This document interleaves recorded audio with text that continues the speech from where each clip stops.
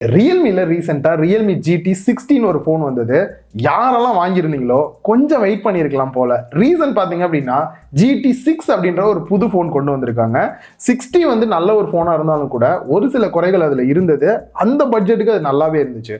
ஆனால் அதில் என்னெல்லாம் குறை சொல்லியிருந்தோமோ அது எல்லாத்தையுமே இதெல்லாம் சரி பண்ணிட்டோம் அப்படின்ற மாதிரி இந்த ஒரு GT 6 அப்படின்ற புது ஃபோனை கொண்டு வந்திருக்காங்க.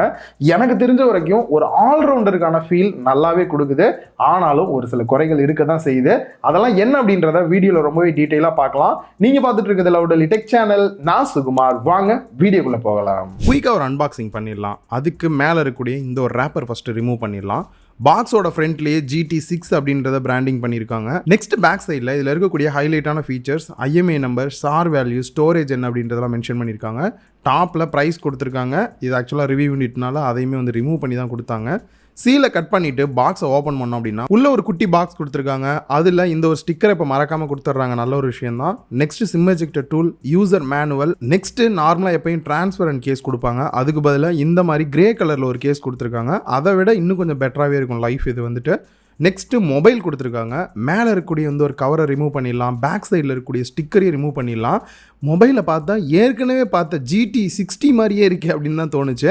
இன்னும் கொஞ்சம் டிஃப்ரென்ஸ்லாம் இருக்குது. வீடியோவில் கிளியராக சொல்கிறேன். நெக்ஸ்ட் இந்த ஒரு ட்ரேவை ரிமூவ் பண்ணோன்னா உள்ள 120 வாட் சப்போர்ட் பண்ணக்கூடிய அடாப்டர் கொடுத்துருக்காங்க. சார்ஜிங் டெஸ்ட்டும் வீடியோவில் வரதான் போகுது. நெக்ஸ்ட்டு ஒரு டைப் C கேபிள் கொடுத்துருக்காங்க. எடுத்தோடனே மொபைலோட லுக்கை பார்க்கும்போது என்ன எங்கேயும் பார்த்த மாதிரி இருக்குன்னா GT 60 எப்படி இருந்ததோ அதே மாதிரியான லுக்கில் தான் கொடுத்துருக்காங்க. பட் அதில் பேக் சைட் பிளாஸ்டிக் கொடுத்துருந்தாங்க. இதில் கிளாஸ் பாடி வந்து யூஸ் பண்ணியிருக்காங்க. பட் என்ன ப்ரொடெக்ஷன் அப்படின்றத மென்ஷன் பண்ணல. பேக் சைட் கிளாஸ்ல இன்னொரு ஹைலைட் என்ன அப்படின்னா மேலே இருக்க அந்த கேமரா பம்பை நீங்கள் மிரராகவும் யூஸ் பண்ணிக்கலாம். இதுக்காக கேமரா ஓப்பன் பண்ணி ஃபோட்டோ எடுத்து ஃபேஸ் பார்க்கறதுக்கு பதிலாக நல்லா கிட்ட வச்சு பார்த்தீங்கன்னா ஃபுல் டீட்டெயிலாக வந்து ஃபேஸ் தெரியுது. பட் இது ஃபேஸ் தெரியறது மட்டும் இல்லாமல் நீங்கள் ஃபிங்கர்ஸ்லாம் வச்சிங்க அப்படின்னா ஃபிங்கர் பிரிண்ட்ஸ் மெஜர்ஸ்லாம் நல்லா கிளியராகவே தெரியுது.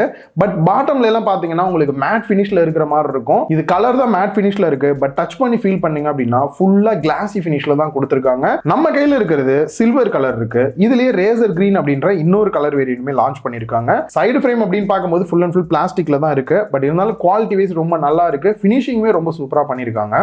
சிங்கிள் ஹேண்ட்ல யூஸ் பண்ண கம்ஃபர்டபுள் இருக்கான்னு கேட்டீங்கன்னா திக்னஸ் 8.6 mm, வெயிட் 199 கிராம் கொடுத்துருக்காங்க. ஆல்மோஸ்ட் 200 கிராம் போது கண்டிப்பா வெயிட்டா இருக்கிற ஃபீல் கிடைக்க தான் செய்யுது. பட் வெயிட் பேலன்ஸ் பெட்டராவே பண்ணிருக்காங்க. பேக் சைடுல கையில ஹோல்ட் பண்ண கம்ஃபர்டபுளா இருக்கணும்ன்றனால கர்வ் எல்லாம் கூட கொடுத்துருக்காங்க. இது கேஸ் போட்டு யூஸ் பண்றோம் போது அந்த கம்ஃபர்டபுள் நல்லா கிடைக்குது. பட் அதே சமயம் பேக் சைடு கிளாசி ஃபினிஷ்ல இருக்கனால கையில ஹோல்டு பண்ணா ஸ்லிப் ஆகிற ஃபீல் வரதான் செய்யுது. அதனால சிங்கிள் ஹேண்ட்ல யூஸ் பண்றீங்க அப்படின்னா கேஸ் போட்டு யூஸ் பண்ணீங்க அப்படின்னா நல்ல ஒரு கம்ஃபர்டபுள் கிடைக்குது. இதுல IP65 வந்து கொடுத்துருக்காங்க. கண்டிப்பா டஸ்ட் எதுவும் உள்ள போறது இல்லை. ஆனா அதே சமயம் தண்ணி தெரியாம பட்டுறது, லைட்டா தெளிச்சிடுறீங்க, தொடச்சிட்டு யூஸ் பண்ணீங்க அப்படின்னா எந்த பிரச்சனையும் இல்லை. பட் டைரக்டா தண்ணிக்குள்ள வந்து போட்டுறாதீங்க. டிஸ்பிளே பார்க்கறதுக்கு நல்ல ஒரு பிரீமியமான ஃபீல் கொடுக்கறதுக்கு ரீசன் பெசல்ஸ் நல்லாவே குறைச்சிட்டாங்க. மினிமம் பெசல்ஸா இருக்கு. லெஃப்ட் அண்ட் ரைட் ரெண்டு பக்கமும் கர்வ்டு டிஸ்பிளே யூஸ் பண்ணிருக்கனால அந்த பிரீமியமா நல்லாவே என்ஹான்ஸ் பண்ணி கொடுக்குது. டிஸ்பிளேயோட size 6.78 1.5K AMOLED display, 10-bit display வந்து யூஸ் பண்ணியிருக்காங்க. அந்த ரிஃப்ரெஷ் ரேட் அப்படின்னு வரும்போது 120Hz LTPO டெக்னாலஜியோட கொடுத்துருக்கனால நமக்கு நார்மலாக 1Hz இருந்து 120Hz வரைக்கும் போகணும். நான் லைவா செக் பண்ண வரைக்கும் சாலிடா வந்து சேஞ்ச் ஆகிறத பார்க்க முடிஞ்சது.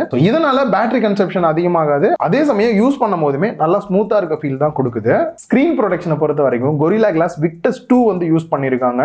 தெரியாம இந்த சாவி கூட எல்லாம் போனை போட்டுருவோம், டெம்பர் கிளாஸ் எதுவும் ஒட்டாம இருக்கனாலும் கூட அவ்வளோ குயிக்கா வந்து ஸ்கிராச்சஸ்லாம் வந்து பிக்அப் பண்ணாது. அது ஒரு நல்ல விஷயம் தான். அண்ட் பீக் பிரைட்னஸ் அப்படின்னு பார்க்கும்போது 6000 nits வந்து கொடுத்துருக்காங்க. ரியலாவே இந்த வேல்யூ ரொம்பவே ஹை தான். உங்களுக்கு எக்ஸ்ட்ரீமா பிரைட்னஸ் வேணும் அப்படின்னாலுமே எக்ஸ்ட்ரா பிரைட்னஸ் ஆப்ஷன் கொடுத்துருக்காங்க. எனேபிள் பண்ணீங்கன்னா ரொம்ப பிரைட்டா இருக்கு.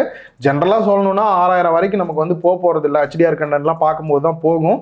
பட் இருந்தாலும் உங்களுக்கு இன்டோர் அவுட்டோர் டைரக்ட் சன்லைட்ல எல்லாம் யூஸ் பண்றீங்க அப்படின்னா எந்த இடத்துலையுமே பிரைட்னஸ் பத்தலைன்ற எண்ணம் ஒரு துளி கூட உங்களுக்கு வராது.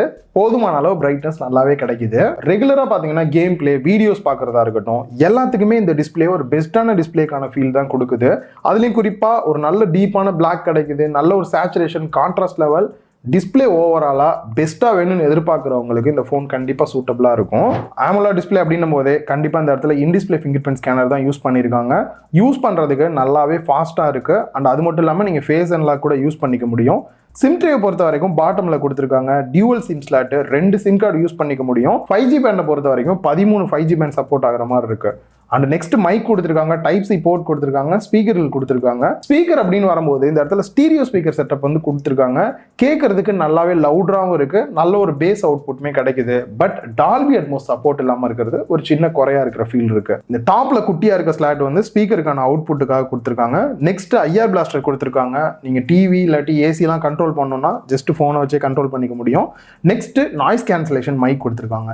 ரைட் சைடில் volume rocker key and power button வருது. என்ன ப்ரோ எல்லாமே நல்லா இருக்குன்றீங்க, ஏதாவது குறை சொல்லுங்க அப்படின்னா வந்தாச்சு சொல்றதுக்கு. ஓஎஸ் அப்படின்னு பார்க்கும்போது இவங்களோட Realme UA 5.0 Android 14 பேஸ் பண்ணி ரன் ஆகிற மாதிரி கொடுத்துருக்காங்க. லாஸ்ட்டாக வந்துருக்கூடிய செக்யூரிட்டி பேட்ச் அப்டேட்டை பொறுத்த வரைக்கும் ஏப்ரல் மாதம் வரைக்கும் கொடுத்துருக்காங்க. ப்ராமிஸாக கொடுக்க போறோன்னு சொல்ற அப்டேட் அப்படின்னு பார்க்கும்போது 3 வருஷத்துக்கான ஓஎஸ் அப்டேட்டும் 4 வருஷத்துக்கான செக்யூரிட்டி பேட்ச் அப்டேட்டும் கொடுக்குறதா சொல்லியிருக்காங்க. இது வரைக்கும் எல்லாம் நல்லா தான் இருக்கு. இவ்வளோ காசு போட்டு வாங்குறோம், அதுவும் குறிப்பா ரியல்மில ஒரு ஃபிளாக்ஷிப் லெவல் அப்படின்னா இந்த GT தான் கன்சிடர் பண்றாங்க.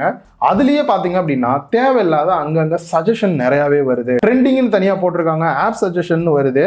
ஸோ இதை ஆஃப் பண்ண முடியுமா அப்படின்னா ஹோம் மேனேஜ்மெண்ட்னு ஒன்று கொடுத்துருக்காங்க செட்டிங்ஸ்ல, அதை போய் ஆஃப் பண்ணிட முடியுது. பட் இருந்தாலும் கொடுக்காம இருந்தால் பெட்டராக இருக்கும். எத்தனை பேருக்கு ஆஃப் பண்ண தெரியும்? அண்ட் அது மட்டும் இல்லாமல் தேவையில்லாத ப்ளோட்வேர்ஸ் அண்ட் ஆப்ஸ்ன்னு பார்க்கும்போது கூட நிறையாவே வந்து கொடுத்துருக்காங்க.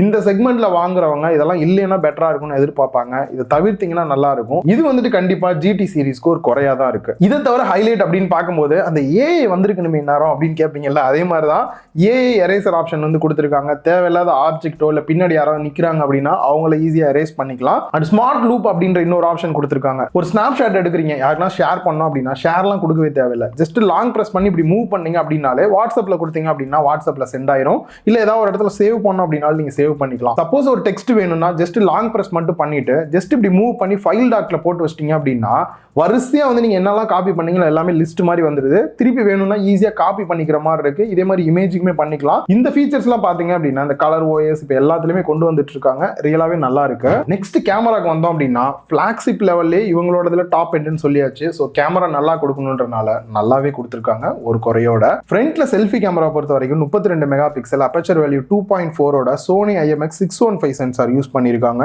ஸோ நார்மலா 2 டைப்ல எடுத்துக்க முடியும். 1.8 போட்டீங்கன்னா கொஞ்சம் வைடா குரூப் போட்டோ எடுக்கிறதுக்கும், நார்மல் 1x எடுத்துக்கிட்டீங்க அப்படின்னா சோலோ எடுக்கிறதுக்கு நல்லா இருக்கு. ஓவரால் போட்டோ அவுட்புட்டை பொறுத்த வரைக்கும் இமேஜஸ்லாம் நல்லாவே ஷார்ப்பா இருக்கு. குறிப்பா போர்ட்ரேட் போட்டோஸ் எடுக்கிறீங்க அப்படின்னா எட்ஜ் டிடெக்ஷன் கூட சூப்பரா இருக்கு. ஸ்கின் டோனுமே நல்லா இருக்கு. கேமரா செல்ஃபி ஒரு பெஸ்ட்டான அவுட்புட் தான் கொடுக்குது. அண்ட் இதில் வீடியோ அவுட்புட் அப்படின்னு பார்க்கும்போது மேக்ஸிமம் 4K எடுக்கிற மாதிரி கொடுத்துருக்காங்க. 4K 1080p ரெண்டுலையுமே பார்த்தீங்கன்னா மேக்ஸிமம் 30 FPS தான் வர மாதிரி கொடுத்துருக்காங்க. அட்லீஸ்ட் 1080pல 60 கொடுத்துருந்தா இன்னும் கொஞ்சம் நல்லா இருந்திருக்கும். அது ஒரு சின்ன குறையா இருக்கு.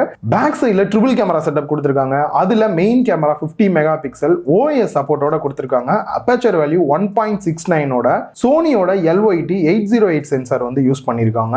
இதுல ஒரு சில போட்டோ சாம்பிள்ஸ் நீங்க பார்க்கலாம். இதுவுமே பாத்தீங்க அப்படின்னா எட்ஜ் டிடெக்ஷன்லாம் பெட்டராகவே பண்ணுது. அண்ட் ரெண்டாவது கேமரா 60ல வந்து மிஸ் ஆன ஒரு விஷயத்த 6ல கொடுத்துருக்காங்க. டெலிஃபோட்டோ 2x அளவுக்கு ஜூம் பண்றதுக்கு 50 மெகா பிக்சல் கேமரா வந்து கொடுத்துருக்காங்க. இதுல ஒரு சில போட்டோஸ் பார்க்கலாம். அதுலயும் குறிப்பா போர்ட்ரேட் போனீங்கன்னா மெயின் 1xல எடுக்கிறத விட 2xல வச்சு எடுத்தீங்க அப்படின்னா எட்ஜ் டிடெக்ஷன்லாம் இன்னும் பெட்டரா இருக்கும். போட்டோஸ் பார்க்கறதுக்குமே வந்து ரொம்பவே சூப்பரான அவுட்புட் வந்து கொடுக்குது. ஸோ குறிப்பா லோ லைட்ல சில போட்டோஸ் எடுத்து பார்த்தேன். அதுவுமே பாத்தீங்கன்னா ஒரு பெஸ்டான நல்ல பிரைட்டான அவுட்புட் தான் கொடுக்குது. அண்ட் மூணாவது கேமரா தான் எனக்கு கொஞ்சம் சொதப்பன மாதிரி இருக்கு. 8 mega pixel ultra wide angle camera எடுக்கிறது கொடுத்துருக்காங்க. மெயினோட கம்பேர் பண்ணா எந்த அளவுக்கு இருக்கு அப்படின்றதையும் பாருங்க. இதுலயுமே சோனியோட IMX 355 சென்சார் வந்து யூஸ் பண்ணிருக்காங்க. அண்ட் ஃபீல்ட் ஆஃப் வியூ பொறுத்த வரைக்கும் 112 டிகிரி வரைக்கும் கவர் ஆகுது. அதுலயும் குறிப்பா மெயின் கேமராவோட கம்பேர் பண்ணோம் அப்படின்னா கலர் எந்த அளவுக்கு டிஃபரன்ஷியேட் ஆகுது அப்படின்றது உங்களுக்கு பார்க்கும் போதே தெரிஞ்சிருக்கும். இதை இன்னும் கொஞ்சம் இம்ப்ரூவ் பண்ணியிருந்தா நல்லா இருந்திருக்கும். மற்றபடி வீடியோ அப்படின்னு பார்க்கும்போது 4K இல்லாட்டி 1080p ரெண்டுலயுமே பாத்தீங்கன்னா 60 FPS இல்லாட்டி 30 FPSல வந்து எடுக்க முடியுது. அதுலயும் OIS சப்போர்ட் இருக்கனால வீடியோஸ் நல்லாவே ஷேக்கிங் இல்லாம ஸ்டேபிளா எடுக்கிறதுக்கும் நல்லா இருக்கு. இப்போ ரீசெண்டா பல பிராண்ட் பல போன்ஸ்ல பாத்தீங்க அப்படின்னா 5500 mAh இன்க்ரீஸ் பண்ணிட்டு இருக்காங்க. இவங்களும் அதே மாதிரி தான் கொடுத்துருக்காங்க. இதனால பேட்டரி லைஃப் முன்னாடி இருந்ததை விட பாத்தீங்கன்னா இனிமே நல்லா பெட்டரா இருக்கிற ஃபீல் வந்து கிடைக்குது. கிட்டத்தட்ட 1.5 நாளைக்கான பேட்டரி லைஃப் நீங்க நார்மல் யூஸ் பண்றீங்கனாலே கிடைக்குது. இதுல 120 வாட்ஸ் பாக்ஸ்லயே கொடுத்துருக்காங்க. பிராண்ட் சொன்னது 28 நிமிஷத்துல நாங்க ஃபுல் சார்ஜ் பண்ணி விட்டுருவோம் அப்படின்னாங்க. நான் லைவாவே டெஸ்ட் பண்ணி பார்த்தலாம்னு சொல்லி டெஸ்ட் பண்ணேன். 0 to 25% சார்ஜ் ஆகிறதுக்கு 6.5 நிமிஷம் டைம் எடுத்துக்கிச்சு. 50% சார்ஜ் ஆகிறதுக்கு கிட்டத்தட்ட 15 நிமிஷம் டைம் எடுத்துக்கிச்சு. 75% சார்ஜ் ஆகிறதுக்கு 24 நிமிஷம் டைம் எடுத்துக்கிச்சு. 100% சார்ஜ் ஆக 34 நிமிஷம் டைம் எடுத்துக்கிச்சு. ரியலாவே அவங்க சொன்னதை விட ஒரு 6-7 நிமிஷம் அதிகமா இருந்தாலும் கூட இது ஃபாஸ்ட் சார்ஜிங் வேற லெவல்னு தான் சொல்லணும். பர்ஃபார்மன்ஸ் அப்படின்னு வரும்போது ஒரு பிராண்ட் அடிச்சுக்கிற மாதிரி தான் இருக்கு. அந்த வகையில பாத்தீங்க அப்படின்னா ஃபர்ஸ்ட் GT60 லான்ச் பண்ணாங்க. Snapdragon 7+ Gen 3 வந்து யூஸ் பண்ணியிருந்தாங்க. டக்குன்னு ஒரு 2-3 நாள் கழிச்சு பார்த்தீங்கன்னா போக்கோ நாங்கள் லோக்கல் இல்லை அப்படின்ற மாதிரி உள்ள இறங்கி Snapdragon 8s Gen 3 நாங்கள் யூஸ் பண்ணுறோம்னு சொல்லியிருந்தாங்க. அதை விட பர்ஃபார்மன்ஸ் கொஞ்சம் அதிகமாகவே இருந்தது. நாங்கள் லோக்கலுக்கே தூக்கலாச்சு அப்படின்ற மாதிரி இப்போ இவங்க அதே ப்ராசஸருக்கு இதில் போட்டிருக்காங்க. Snapdragon 8s Gen 3 வந்திருக்கு இந்த ஃபோனில். பர்ஃபார்மன்ஸ் அப்படின்னு வரும்போது Antutu பெஞ்ச்மார்க் 1.5 மில்லியன் ப்ளஸ்ஸே வந்திருந்தது. ரியலாகவே நல்ல பர்ஃபார்மன்ஸ் கொடுத்தது. அதே சமயம் ஹீட்டிங் இஷ்யூ எந்த அளவுக்கு இருந்துச்சு அப்படின்னு பார்க்கும்போது இதில் வேப்பர் சேம்பர் கூலிங் சிஸ்டம் கொடுத்துருக்காங்க. ஹீட் டிஸ்ட்ரிபியூஷனை பொறுத்த வரைக்கும் பெஸ்ட்டாகவே இருந்தது. நான் யூஸ் பண்ணி கேம் பிளேலாம் பண்ண வரைக்கும் 43 டிகிரிக்கு மேலே பெருசாக போகவே இல்லை. நல்ல ஒரு விஷயம் தான். அண்ட் கேம் பிளே அப்படின்னு வரும்போது நான் என்ன செட்டிங்ஸ் வச்சு பிளே பண்ணேன்ற சொல்லிடுறேன். BGMI வந்து மேக்ஸிமம் 90 FPSல பிளே பண்ண முடிஞ்சது. COD 120 FPSல பிளே பண்ண முடிஞ்சது. எல்லாத்துலயுமே பாத்தீங்கன்னா ரொம்பவே ஸ்மூத்தா பிளே ஆகுது. எந்த இடத்துலயும் லேக் இருக்கிற ஃபீலும் இல்ல. அண்ட் இந்த ஒரு கேம் பிளே பாத்தீங்க அப்படின்னா 16 GB ரேமும் 512 GB இன்டர்னல் ஸ்டோரேஜ் இருக்கக்கூடிய மொபைல்ல தான் நம்ம பிளே பண்ணிட்டு இருக்கோம். அண்ட் அது மட்டும் இல்லாம இதுலயே 8 GB ரேம் வேரியன்ட் இருக்கு, 12 GB ரேம் வேரியன்ட்டுமே இருக்கு. எல்லா ரேம் வேரியன்ட்டுமே பாத்தீங்கன்னா LPDDR5Xல தான் இருக்கு. ஸ்டோரேஜ் டைப் அப்படின்னு பார்க்கும்போது எல்லா வேரியன்ட்டுமே UFS 4.0ல வர மாதிரியும் சொல்லியிருக்காங்க. இதுவும் ஒரு பெஸ்டான விஷயம் தான். இது மட்டும் இல்லாம மற்ற பெஞ்ச்மார்க் டெஸ்ட் எல்லாமே எடுத்து பார்த்த நல்ல பர்ஃபார்மன்ஸ் தான் பண்ணுச்சு. ஸோ ஓவராலா ஒரு பெஸ்டான ப்ராசஸர் தான் யூஸ் பண்ணியிருக்காங்க. ஃபைனலாக அந்த ஃபோன் எந்த அளவுக்கு இருக்கு அப்படின்னு பார்க்கும்போது என்ன ப்ரோ எல்லாமே நல்லா இருக்குன்னு சொல்றீங்க, பெய்டு ப்ரொமோஷனா? நல்லா இருக்கனால நல்லா இருக்குன்னு சொல்றேன், நல்லா இல்லைன்னா நல்லா இல்லைன்னு சொல்ல போறோம். ஸோ அதுலயும் குறிப்பா எனக்கு பிடிக்காத இந்த அல்ட்ரா வைடாங்களும் தேவையில்லாம கொடுத்த ப்ளோட் வேர்ஸ் தான். அதை தாண்டி பார்க்கும்போது எல்லாமே பெஸ்டா தான் இருக்கு. அண்ட் பிரைஸ் அப்படின்னு பார்க்கும்போது லான்ச்சுக்கு முன்னாடியே டிவைஸ் கைக்கு வந்தனால எக்ஸாக்டான பிரைஸ் என்னன்னு தெரியல. பட் பிராண்டு கிட்ட கேட்டப்ப லாஸ்ட் மினிட்ல என்ன சொன்னாங்கன்னா 36,000 ரூபாய் ஆஃபர் பிரைஸ் அப்படின்னு சொன்னாங்க. இது எக்ஸாக்டான பிரைஸ் இல்ல. அதையுமே வந்து கமெண்ட் பாக்ஸ்ல பின் பண்ற செக் பண்ணி பாருங்க. இந்த வீடியோ உங்க எல்லாருக்குமே யூஸ்ஃபுல்லா இருந்திருக்கும் அப்படின்னு நினைக்கிறேன். வீடியோ பிடிச்சிருந்தா லைக் பண்ணுங்க, உங்க ஃப்ரெண்ட்ஸ் கூட ஷேர் பண்ணுங்க. மறக்காம லவுட் டெக் சேனலுக்கு உங்களோட சப்போர்ட்டை கொடுங்க.